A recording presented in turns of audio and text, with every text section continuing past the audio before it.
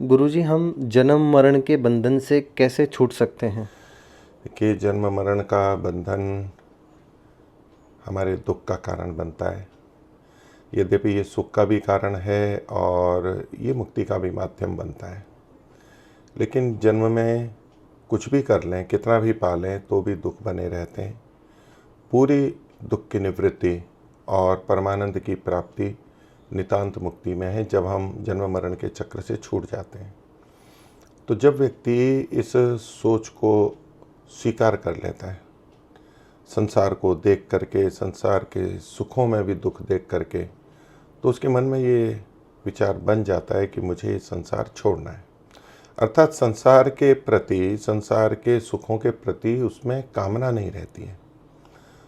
वो साधन के रूप में इनका उपयोग करेगा और उपयोग करके मुक्ति तक जाने का प्रयास करेगा, साधना करेगा, किंतु उसके मन में यहाँ रहने की या इसको लक्ष्य के रूप में बनाने की भावना हट जाती है।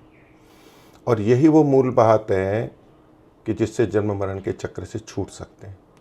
हम संसार में रहते हुए कितने भी अच्छे कर्म करें, कितने भी पुण्य कर्म करें, पर चूँकि वो सकाम होते हैं, उनका फल हम यहीं चाहते हैं, अगले जन्म में चाहते हैं, इसी रूप में चाहते हैं।